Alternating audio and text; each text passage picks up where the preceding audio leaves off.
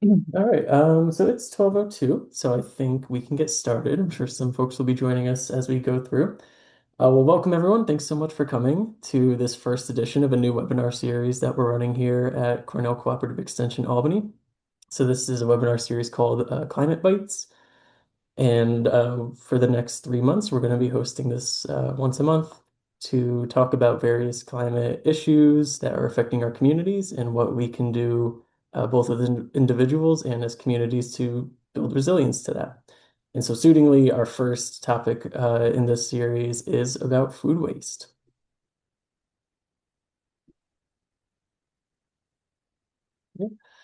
So speakers for today, today's going to kind of be split into two halves. So my name is Will Lindow. I'm our climate resiliency educator here at CCE Albany, and I'll be kind of outlining the climate science behind food waste and kind of outlining the problem. And then at the halfway point, I'll pass it off to Karen. And Karen, do you want to introduce yourself and talk about what you'll speak about? Yeah, I'm Karen Roberts-Mort, and I work here with Will. I'm a nutrition educator and with an environmental background. So I have a lot of interest in this topic. Yeah. Awesome. And please feel free to use the chat feature and to use the Q&A throughout that, and we'll try to pause from time to time to take your questions. But without further ado, let's get into it. So we'll start with some definitions of what is food waste when we're talking about food waste and climate. Simply to put it simply, food waste is food that is discarded. So that can be plate waste, something that you don't finish or decide you didn't like and you throw out. Soiled food, so that food that goes bad in the back of our fridge, or the banana that you let ripen for too long. Unsold food as well. So at the retail level, a lot of food that gets stocked on the shelves doesn't end up actually getting to our homes and will be discarded. And then kitchen trimmings. So, we have a picture of carrots right there. For me personally, when I buy a bunch of carrots, I don't always know what to do with the ends there, and I end up throwing them out. But that just qualifies food waste, as well as things like potato peels or an apple core. All of that kind of falls under this bucket of food waste. And so the main question we want to ask today is, what can we do to reduce the food waste that is coming out of our houses? Additionally, just wanted to make the distinction between food loss and food waste. So as we get into the weeds here, they're used interchangeably sometimes, but they mean two different things. So food loss refers to food that is discarded upstream in the food supply chain. And what does that mean? That means everything at the farming level, the post-harvesting level, and the processing level. So all of the things that is going happening to our food and our food being produced before it gets to the consumer. On the other hand, food waste is what's happening downstream on the supply chain. So that's everything from distribution, getting it to the retailers, and then finally to our homes. And so today the focus, we'll touch on food loss a little bit, but it's really going to be about food waste because that's where we can make the most difference, particularly at the consumer level where we all stand. So to illustrate a little bit about how much food we tend to waste in the US, have a case study of 100 apples, and we're going to follow it down the food supply chain. New York is the second biggest producer of apples, so this feels like a suiting example. But this applies to all of the food that we grow. So I'm just using apples kind of as a placeholder to talk about food waste in general. So on the first step here on the left, we have the farmer. When our food is being grown, about 20% or 20 out of 100 apples are going to be lost. That can be due to pests, it falls off the trees, or it's just simply overlooked in the harvesting process. In the harvesting process itself, we're going to lose much less. We're going to lose about 5 out of 10 apples. In the processing of it all, much less, again, about 2 apples. And then we finally, this is food loss. This is happening upstream. And then we get to uh, downstream, and we're talking about food waste and the bottom three pictures here. So this picture on the bottom right, this represents what's going on at the retail level. So 16 out of 100 apples that make it to the grocery store are going to be wasted because they didn't look pretty enough, or maybe they just were on the shelves for too long and they went bad. Um, or maybe you picked from the bottom and a whole bunch came tumbling down onto the floor and they can't sell those anymore. Whatever the case may be, we're wasting about 16 out of 100 apples at the retail level. We purchase these apples, and then it gets to us as consumers, And 21 of these apples are going to go uneaten or unused. So once again, that can be due to it spoiling, or you just forget it in the back of the fridge, whatever the case may be. And then finally, 36 out of 100 apples that make their way all the way through our food supply chain are finally going to be eaten, and like you can say, used to their full purpose. So just kind of giving you like an overview of the amount of food waste that we do produce in this country. And now I have some stats to scare you a little bit, but not really. In the US, we tend to waste 30 to 40% of our food. So this is very significant. We tend to take food for granted in this country. And this comes out to 325 pounds of food per person that is sent to the landfill annually. So if we think back to our apples example, that's the equivalent of each of us in this room here today throwing out 1,000 apples annually. A lot of food. Right, and then we can think about the economics of it all. So 110 billion with a B pounds of food is wasted every year. Now, food is very heavy, it has a high water content, especially our vegetables and our fruits. And so this is expensive for the waste facilities, the waste management companies to haul from our houses and transport it to a landfill. And they tend to charge by the pound or by the ton. And so you have this pay as you throw phenomena going on where the more that we're wasting, the heavier their loads are to bring our waste to a landfill. They will charge our municipalities for that, and then that charge will eventually come back to us. So, by reducing our food waste, not only can you save money at the grocery store, which we all know food has gotten exorbitantly expensive over the past few years, but you can save money as your community by paying less for what the management facilities have to haul away. Also thinking about the economics of this, all of our food waste in the US has a value of 218 billion with a B dollars. And if you break that down by meals, that can provide 130 billion with a B, once again, meals for people in this country. And as well as there's 47 million people in this country that suffer from food insecurity, meaning they're unsure about where their next meal might come from, if it will be nutritious. So there's tremendous potential here for cutting our food waste and saving money and passing that saving and that capacity on to feeding people who need it the most. So what kinds of food do we waste? It's probably no surprise that vegetables are quite high up there at 19%, as well as our dairy products also at 19, and then our fruits and grains coming in behind at 14%. Something that surprised me about this is our meats, fish, and poultry are at 11%. I think we tend to like really value our meats, and that's kind of like the last thing that someone would waste, but it does make up a significant portion, as well as our added sugars and sweeteners, our fats and oils. But we're really good at not wasting our tree nuts, our peanuts, and our eggs.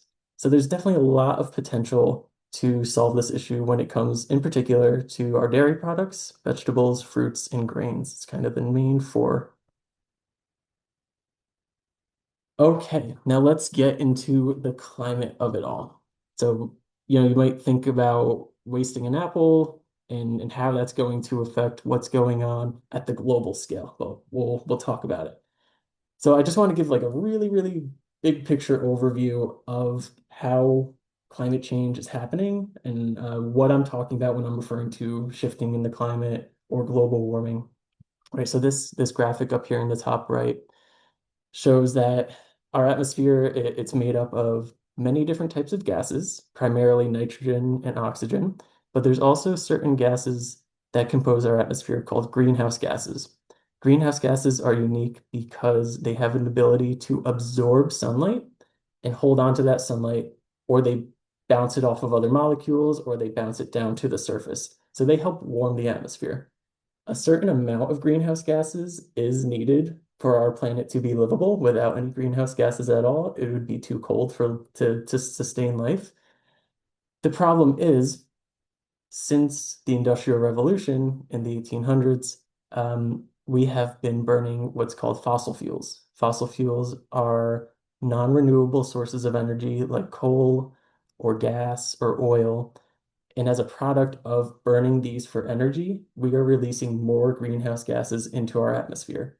More greenhouse gases means our atmosphere has the potential to absorb more sunlight, and that leads to overall warming of the planet. So our average temperature has increased since pre-industrial revolutions by around 2.2, 2.3 degrees Fahrenheit. So that's kind of the big picture of, when I'm referring to global warming or climate change in the upcoming slides. This is kind of the big phenomenon I'm talking about. Now, food waste is responsible for 10% of all of the greenhouse gas emissions in the US.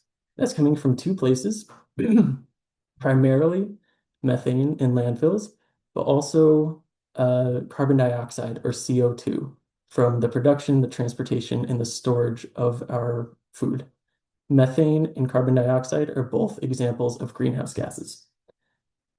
Additionally, so this is tangentially related to climate, but also worth mentioning that more than 25% of the world's fresh water goes to wasted food, or the fresh water that we use goes to wasted food. So it's 45 trillion gallons, which is just an unfathomably huge number. But just like we don't appreciate our food enough, I don't think we appreciate fresh water and clean water enough. And so if we solve this issue, there's also potential to conserve our water, which I think is very important. 38% of the energy used in our global food system is used to produce food that is either lost or wasted somewhere along the food supply chain. So both of those going along with the warming effects. And this is kind of an interesting stat. When you look at the biggest emitters of greenhouse gases by countries, China sits at number one, the US behind at number two, and India is at number three. However, if food waste was to become its own country somehow, the amount of emissions globally that comes out from food waste would make it the third largest emitter of greenhouse gases after the US and China. So this is very significant. This is a very big portion of the global greenhouse gas emissions. And so not only is it's a major issue, but we're going to find out there's lots of exciting opportunities to take down this emissions and help slow the warming process. So this slide, this is probably I would say the toughest science to grasp in the presentation, but there's kind of a lot going on, but we're going to walk through it. So this graph is showing a couple of things. First, on the x-axis, the left to right axis, that is showing time after food was placed in a landfill. So food waste that made it to a landfill, all the way on the left, that is the moment you drop that food waste on top of that pile, and then moving towards the right, that's days and weeks that are going by. The y-axis, or the up and down, is the gas composition by percentage that is being released from the food as it breaks down. So as the food breaks down, it's going to release a few different gases. And what these lines are showing is the different types of gases that are being released. Now, I highlighted the two that we're going to focus on, and that's carbon dioxide and methane. When our food, you can imagine you dump a brand new bag of food waste into a landfill, and it's sitting on top, right, of all the other piles of waste. And so in that moment, it is in what we call an aerobic environment. That means it is exposed to oxygen. And when that food starts to break down, all the little microbes that are breaking it down in an aerobic environment will release carbon dioxide. Carbon dioxide is a greenhouse gas, but the amount that's being released at this stage of breakdown is really, really small and almost negligible. The issue is our food doesn't just stay at the top of the pile in a landfill, right? More shipments of waste come in, and it piles on top of our food, and it piles on top of our food, and eventually our food is completely covered and it enters an anaerobic environment. It's cut off from the air and it is without oxygen. This is where the major issue comes into play because the little microbes that are breaking down our food, when they are doing it in an anaerobic, without oxygen environment, they're no longer releasing CO2, they are now releasing methane as a byproduct, right? So without oxygen, they are going to be releasing methane as they break down our food. Methane is 28 times more powerful than CO2 when it comes to absorbing heat. In other words, it has a 28 times larger potential to warm the planet. So this chart shows, the percent of the gases that are being released as coming to about equal at the end. This is just the quantity. If we were to look at the impact, your computer screen or your phone, wherever you're watching from, would need to be 28 times longer because the methane bar would be 28 times higher. Okay. I'm going to pause for like 30 seconds just to see if there's any questions about that because it's definitely um, a lot to take in.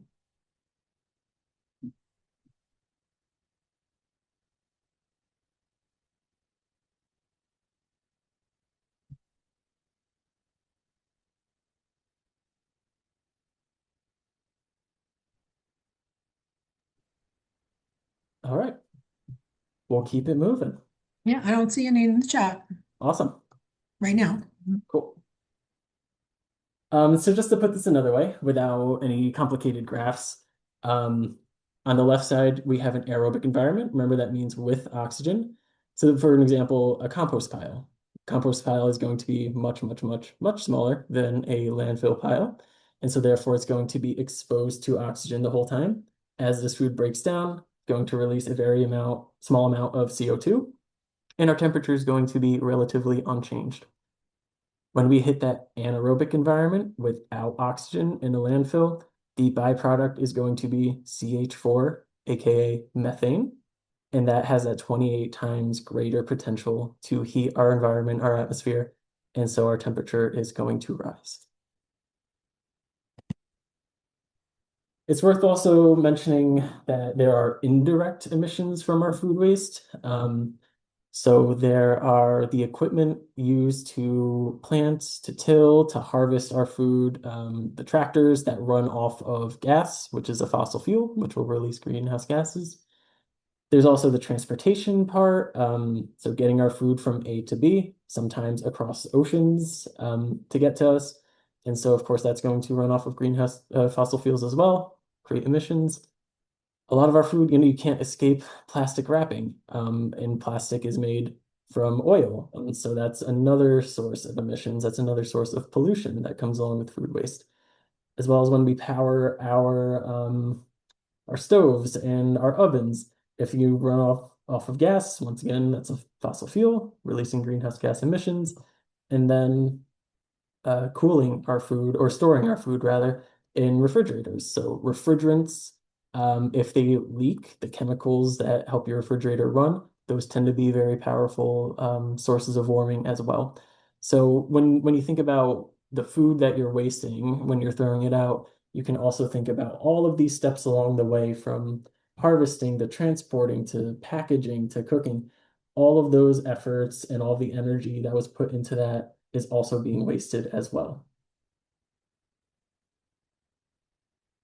Now, enough doom and gloom. Let's talk about, we'll touch on some of the opportunities here. So is it a problem or an opportunity? Well, it's both. What research has been showing is that food waste can be in quote unquote an emergency brake to our changing climate.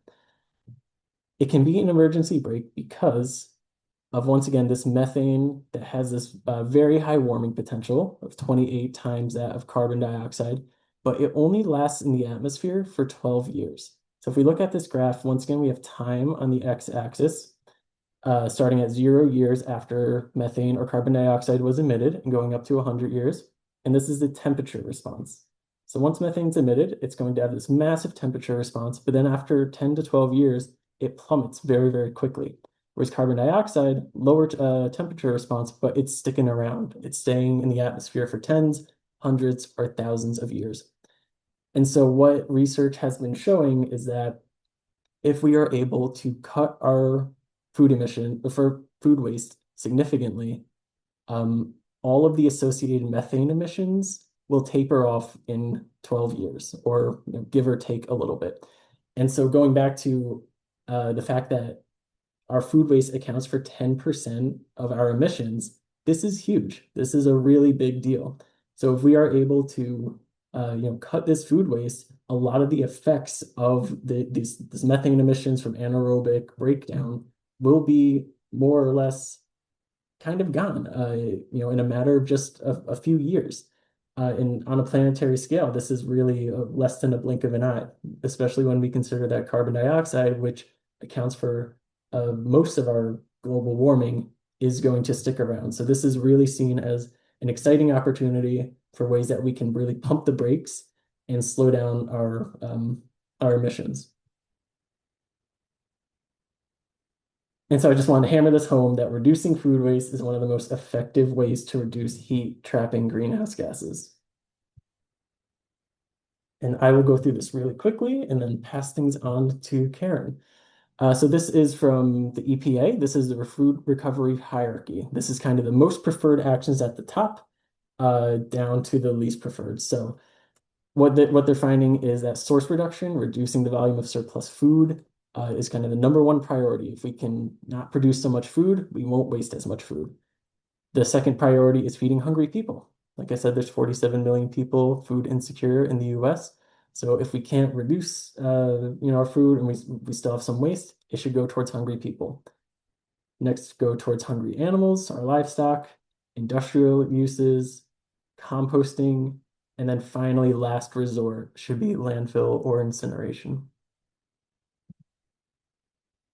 And I'm just going to end on this quote that cutting food waste is a delicious way of saving money, helping to feed the world and protect the planet. So not only is this a climate issue, like we touched on, it's an economic issue, it's a social issue. There's so much potential for us to help out as individuals. And I think a lot of people in the climate change space, people who care about these issues tend to feel a little bit helpless. Like, what can I do? I'm just one person against this global issue. This is where we can start. This is what matters. What you do as an individual here matters, and this is how you can help out this effort at home. So, with that being said, I'll pass it on to Karen. Thanks, Will. There was one comment in the chat from Bernadette. She thought you did a great job explaining it all when you stopped for questions the first time. Great, So, thank you. yeah, so now that Will's given you the bigger picture and explained some of the science and the math behind the problem, we're going to talk about what we can do personally in our own homes or even our workplaces. And this little quote in the first bullet point here is love food, hate waste. So that involves a little change of attitude, maybe some changes in behavior, giving us a challenge to figure out ways to reduce our waste at home. Think about what you're throwing out in your kitchen can every week. There could be food mixed in there. It could be a lot of food wrappers. That's in my house. We recycle all the paper, we recycle all the other stuff. So we just have to find ways to reduce the food waste going out of our house. And again, conserving the natural resources that go into growing all that food. And find creative ways to use all parts of the vegetables and fruits that we eat. We don't necessarily have to trim off all the leaves, say, of broccoli, cauliflower, things like that. It's all edible. So I'm going to give you a list of cookbooks that I found. Some of them are actually written by chefs.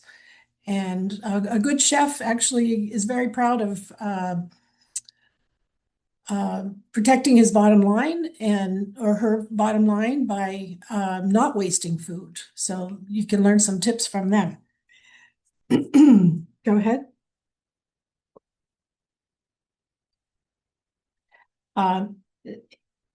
As we talked about, it's a growing problem and something we need to address as soon as possible.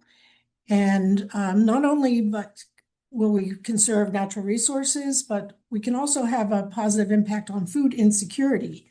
That's something that came up actually during the pandemic when people had to stay home. They couldn't go to schools, they couldn't go to work. So the food wasn't exactly in the right place. So some food was being dumped. The milk trucks were being drained, and because it couldn't get to the people. So we had to figure out ways, and there was something called Nourish New York that addressed that problem. And there was a state law, the food donation and food scraps recycling law that came into effect January 1st, 2022. And if certain entities generated more than 2 tons of food scraps per week, they were required to send those organics to a recycler if they had one within 25 miles. There's like biodigesters that can take care of those food scraps. So that involves supermarkets, food service businesses, restaurants, hotels, correctional facilities, and entertainment venues, but not schools, hospitals, and nursing homes. Um, But so as Will mentioned, there's potential for food waste at every step of the food system, all along from the farm to the stores to our homes. Go ahead. So we need to think about buying only what we need and eating what we buy. And that'll help us save time and money. Do a food inventory before you leave of your pantry, your fridge, your freezer. Don't forget about what's hiding in there, right? And make a meal plan. Figure out what you need for the week, what can be repurposed. Say if you roast a chicken or make a big casserole on the weekend on Sunday, how can you split that up into lunches or make soup out of the chicken frame? Or, that's what repurposing foods is all about. And when you do get to the store, don't buy on impulse. That may lead to waste. If something you've never bought before looks good at the end of the aisle, that's why they put it there, just to try to get you to buy it, but you may not know what to do with it. You should probably buy or find a recipe for it before you buy it, type thing. Think about what your family would like. Maybe they would never eat that type of vegetable or meat or whatever. So don't try not to buy on impulse and try to refrain from that. Don't be tempted, right? And try to expand your cooking skills. And look for some of these zero waste cookbooks. So you can use like cheaper cuts of meat, save money there. They're delicious. You just have to know how to cook them. Maybe it's slightly different than slapping it on the grill. Maybe you cook them longer in a crock pot or something, and it breaks down and is very tender and tasty that way. And I was raised on leftovers, and luckily my husband loves leftovers, and you can too. Uh, so again, planning for the next day, what are you going to take for lunch or whatever. Go ahead. I put this in there because sometimes we expect our food to be too perfect. All the apples being the same size and color, but in nature, it doesn't always happen that way. We have weather events that may cause some to have spots on the outside, but they're still good on the inside, still delicious. So give them a little love, those misfits, those uglies, I've heard them called. And using up bits and bobs that you may have in your perishable drawer, your vegetable drawer in the bottom of your refrigerator. You may have forgotten about something down there. And revamping some of those slightly shriveled roots, maybe a turnip or something in there, and putting into a soup. Herbs and greens, as you know, don't last long, but there are ways you can store them in the refrigerator. You can actually put herbs in a vase or jar and cover it with a paper towel or piece of plastic, and it'll last longer. And again, chop up those stems and leaves of broccoli and cauliflower. You don't have to just eat the florets. It's all good for you. Just find ways of using those. And sometimes even seeds, peels, and cores can be used. And things like the tops of carrots. You can make carrot top pesto. It tastes just as good as regular pesto because it has garlic and olive oil and some sorts of walnuts or seeds in it. And we use our peels and cores and seeds when we're making jelly. We have to cook the fruit with those parts of the apples or whatever fruit, and it adds pectin to the juice so that it actually will gel. Go ahead. So using up bits and bobs of veggies, herbs, and cheese into your Sunday omelet is another way of not wasting those foods, and it'll add some creaminess, some goodness. If you're making quiche, frittata, or breakfast wrap, you can use up roasted vegetables that way. They may not be as good as other types of vegetables in your refrigerator as leftovers, but you can always put them into something like quiche. Okay, go ahead. So we want to emphasize diets that, a diet emphasizing minimally processed foods that come from plants with limited consumption of meat, eggs, and dairy, because they have more of a carbon footprint. And those types of diets that are listed there are well researched and very popular, easy to follow, and they're largely plant-based. So that's the Mediterranean diet, the DASH diet, and the MIND diet. And they're also focused on delicious foods. And so if you haven't tried some of them, try them out. They have less meats, they have more fish, they have emphasis on healthy oils, plant oils like olive oil that are mostly monounsaturated fats. Go ahead. And they have less, again, less imprint on the environment. So what we decide to eat it has an impact on our planet and our environment. So there's far less energy needed to produce the same amount of protein. That instead you could have soy foods or the group of vegetable or beans and legumes and dry peas are called pulses. You may not have heard that term before. They have a lower carbon footprint. They're also more drought resistant than other plants. And so it's possible to feed more people on less land with less water and less resources by growing more of these types of foods. And this came from today's dietitian. Countries around the world are recommending eating less red meat so that we can feed billions of people, right? Go ahead. So I wanted to talk a little bit about plant-based diets. I'm sure you've all heard of vegetarian diets and vegan diets. You may not know the difference. So I'm going to give you some definitions, but I like the term plant-focused diet. It can help the planet just to eat more plants. You don't have to go to the extent of being a total vegan and avoiding all animal products, but even if you eat less, it can have a positive impact. So that's a plant-focused diet, or in this Eat Lancet Commission on Healthy Diets for Sustainable Food Systems, you can read about more of this effort.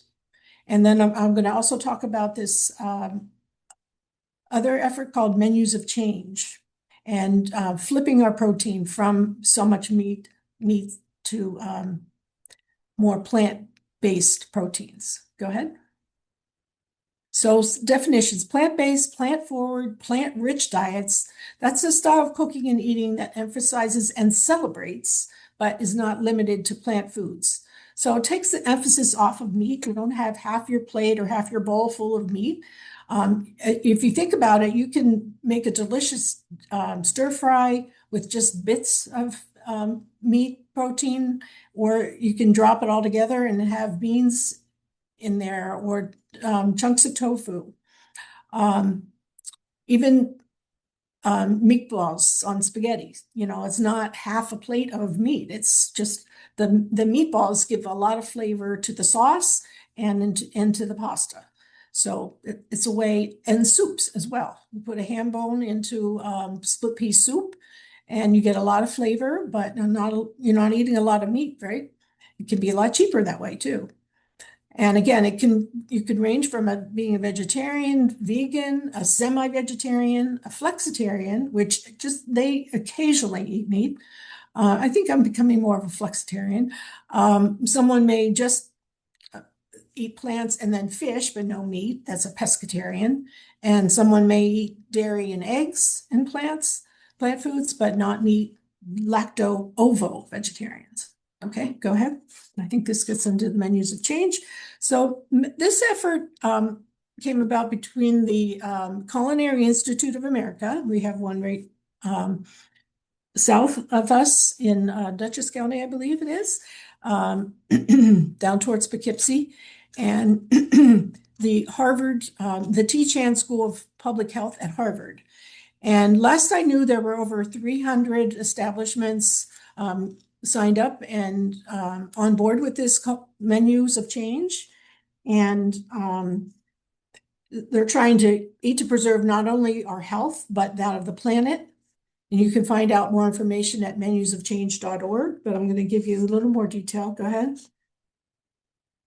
Some of the things that they emphasize is eating whole, minimally processed foods, and having the people who eat in this, maybe a school cafeteria or college food service or a nursing home, maybe not a nursing home, but a senior residence. And even some prisons have adopted this. Healthier fats and oils. They have more kinds of seafood more often. They serve less red meat less often. And in general, people want to know more about their foods, especially since the pandemic, I think. They want to know where their foods came from, how they're, how the chickens were raised that are laying the eggs, if they're free range, if they're grass fed, if it's organic, all those things. So make people more aware of where their foods are coming from, give them more information, right? As they're going through the cafeteria line, even, have it on the labels. So be more transparent about the source of the food and how it was prepared. Go ahead. That's only part of it. There's a lot more components. So a plant-based diet is nutritious, it's delicious, and it can also improve your health. It can help prevent and treat certain chronic diseases such as cardiovascular disease, diabetes, prediabetes, osteoporosis, and cancer.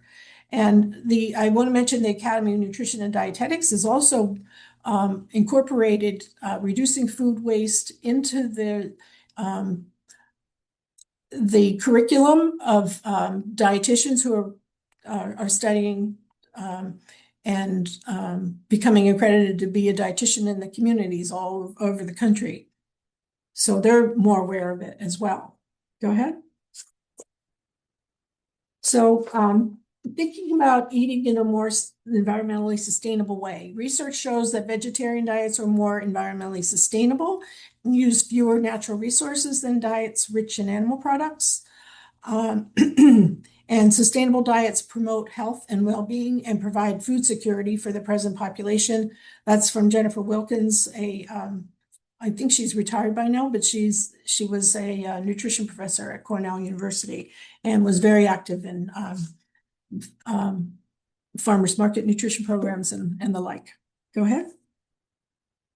So again, just to stress that plant-based proteins like legumes, dry beans, peas, lentils, also whole grains, soy foods. You may forget that they're, they come from the plant groups, right? Their soy is grown, soybeans are grown. And they're grown a lot in New York State even, but they make tofu, soy milk, and tempeh out of that. And nuts and seeds aren't getting enough credit either. They're a very good source of protein, fiber, and then minerals. But you just have to keep in mind that they're higher in calories and in fat. So you want to have them frequently, but small portions. So use a variety throughout the day. You don't want to change and get stuck in you don't want to get stuck in a rut and eat all, try soy foods, say, and maybe you don't like soy foods. So have a variety of different plant-based proteins throughout the day, not just one type. And move legumes to the center of the plate, keep them the focus instead of meat. Go ahead. Can I just mention a couple comments real quick in the Oh, chat? buying locally grown and in bulk whenever possible. Um, yes, we're almost to the farmers market season where we can buy Mhm. locally and the farm stands will be open again. You can grow your own. They're much fresher. The sooner you can consume the food after it's harvested, it's more nutritious. And you're supporting your local community farmers, get to know them at the markets and trust them. And maybe some of them will share recipes, give you some tips on growing your own and buying in bulk. And yeah, I'm going to talk a little bit about more about packaging as well. Trying to use less packaging. I mentioned that we throw out a lot of food packages. So they've had to, this again was as a result of changing a law, but they can't use styrofoam, say for meat trays. They're using a recyclable material, a plastic but you can put it in your recyclables. And so that's less that you're throwing out. That's another huge problem that has to do with food waste as well as thinking about using reusable containers for beverages. We all have our reusable water containers, beverage containers, but certain stores will let you bring your own in and refill those instead of constantly getting cups. You don't have the styrofoam out there in New York anyways, but anymore, but there's always those cardboard cups. But you can take another step forward and bring your own containers, even for leftovers, take out containers and doggy what's that called? Doggy bags instead of having them wrap it in something, bring your own container with the lid and take it home in that. So we will have less to throw out and buying in bulk. If you can plan ahead so you don't waste those. If you have too much, just make sure you don't buy like a bushel of apples if you don't have time to process them before they would go bad. But yeah, it's a good idea to buy in bulk. I'll talk a little bit about other things you can do with extra produce too in a minute. Go ahead. And just want to mention, Bernadette said that she uses artichoke that comes in a glass jar as a substitute for meat. What about artichokes in glass jar? That she uses them as a substitute for meat. Okay, good. Write that down. Okay, so other ways to waste less, besides in your kitchen, in your food, in your cooking, is by directly composting, whether you have a compost pile outside that you take care of and use it in your garden. I've always had something on next to my sink, either, it could be a milk carton or now they make nice stainless steel containers with a lid and you can in the winter, you can save your all year round, your coffee grounds, your eggshells. And I even put my coffee filters in there and any food scraps that we have, vegetables or apple scraps or vegetables or fruit scraps. Um, and onion peels, anything like that you can save. And if you can't use it in your own garden, there are organizations who will take that compost. In my county, I don't live in Albany County, but we have a place to take compost at every transfer station. So when you're recycling your papers, you can just recycle your food waste. There's also, I have a slide about wasting less when you're gardening, zero waste gardening, what you can do. And I also, part of my job is teaching food preservation. So learning how to do things like canning, dehydrating, freezing, and fermenting to so you can eat your food that you're buying locally or growing yourself. You can eat it all year round because we have so much available in the summer and the fall, but not so much this time of year, right? Go ahead. So composting, again, separating your scraps. You don't want to, in most cases, they don't take meat, fat, and bones in compost. Some do. Depends on what kind of compost facility they have. And again, you need to mix and aerate that compost. And master gardeners are in every county in the state, and they can teach you how to compost if you don't know already, or go to the Cornell gardening site, and there's information about composting. Cornell is actually quite the expert on composts. And I have one that actually, I don't have a pile, I have it's like a barrel that spins, and we have it right outside our sliding glass door on our deck. And so in the winter, it's very easy to still add to it. And some people, if you do have a place out by your garden, you can put layers of yard waste in it and put a fence around it. And rodents would be attracted if you put meat, fat, or bones in it. And I'm also lucky to live on a farm. And these two goats right here live behind my house, and they gladly take whatever we have to offer. They love the cabbage, the outer cabbage leaves this week after St. Patrick's Day. Um, so if you may have friends who have chickens, pigs, talk to them. Maybe they'll give you a free dozen of eggs once in a while. Go ahead. Zero waste gardening. Yeah. So we want to grow responsibly. Again, plan ahead. We're all looking at seed catalogs perhaps this time of year. And it may sound good and look good, but think about how much you can use, and if your family will eat it. And consider your space. Do you have enough room to plant pumpkins, say? They do vine and spread out and take up a lot of space. Keep records every year about what works, what you use, how you used it. Have your soil samples tested at your local cooperative extension.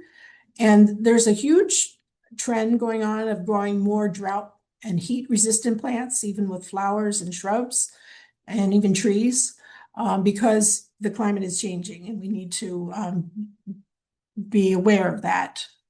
And use less plastic when you're gardening. Instead of, say, black plastic, a sheet of that, use sheets of newspaper, stack those up, and it will prevent the weeds from growing. Use more natural mulches, and not plastic string, but the twine, say, that could, so you don't have a whole lot of plastic to throw out every year. And natural poles for climbing, like wooden poles instead of plastic, and pots. So that's a huge problem, right? A lot of the recycling centers won't take the plastic pots. So use peat pots instead. So again, improve your skills, learn about gardening, manage the timing of your planting and harvesting. For instance, don't plant all of your green beans in one row all at one time, because you'll have too many green beans. So try to space them out so that you'll have some available, and then 2 weeks later, there'll be another fresh crop available, that sort of thing.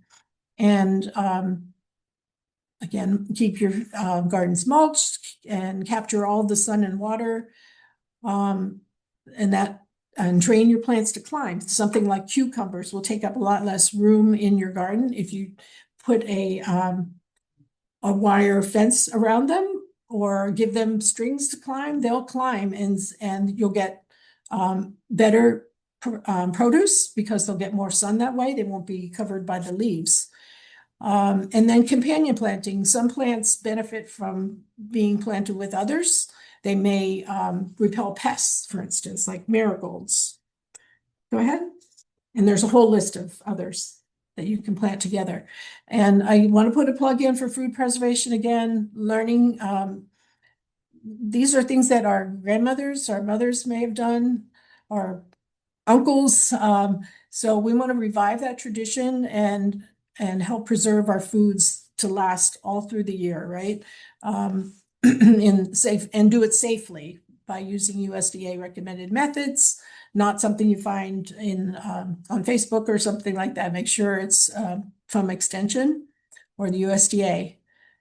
And I find there's a lot more interest in that. Again, since the pandemic, people are growing more of their own foods and they're preserving their foods. And I think that the rest of this is my resources. Go ahead. But yeah, just encourage you to try to do your own part and eat in a more climate responsible way and learn to make better choices about what you buy, what you grow, how we prepare it, preserve it, and store it properly. And in order to send less food waste to the landfills, so we don't produce more methane, right? Go ahead. We want to leave some time for questions if there's any, but there's 2 pages of resources. I had a lot of fun finding these at our local library. Um, and I think Will added these. Yeah, I can mention. Go ahead. Go ahead. You talk So about. there's the food ingredient database, and that is a breakdown of all different sorts of foods and how they're going to be impacted by changing weather patterns. If you live in Albany, there's a few opportunities to get involved with composting. So if you just Google Albany compost, there's a backyard composting program as well as food waste drop-off opportunities. And then there's the Save the Food guesstimator, which I think is a really fun tool where you put in, how many people you're aiming to feed and how many leftovers you're looking to have. You can even put preference of, there's a vegetarian or, whatever you're looking to host for that night. And then it will give you a few different options for meals that you can cook and how much of everything to buy. So you're, limiting your waste. And I just want to mention as well, in the resources, a lot of my slides were inspired from Rutgers Cooperative Extension. They have some good resources around food waste, so just wanted to give a shout out to them.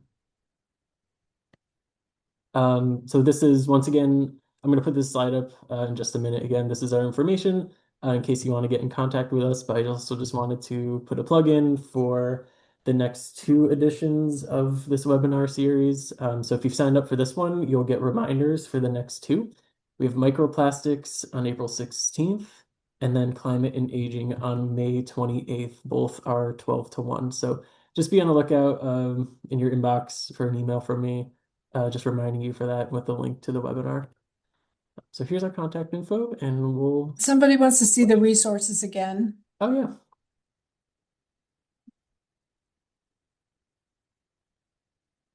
Was it this one or the other ones? I'm not sure. I'm writing this down too.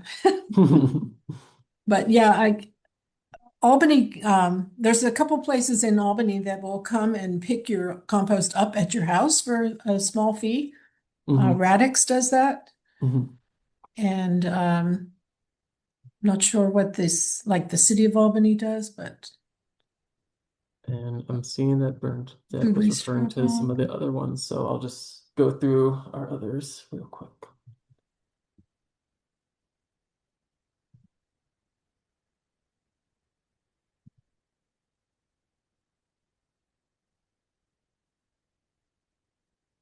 And Paul says the other one is Food Scrap 360 for compost pickup. Thanks, Paul.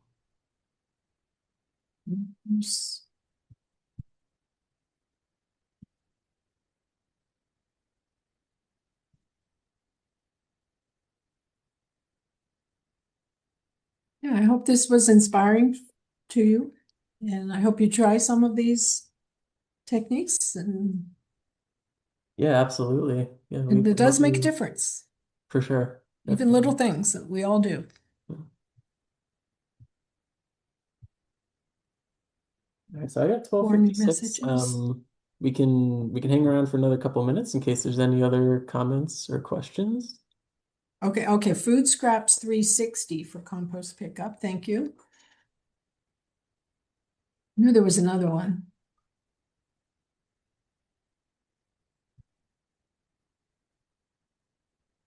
And people are saying, got it, have a good day. Yep. Yeah, thank you so much, everyone, for coming. We really appreciate it.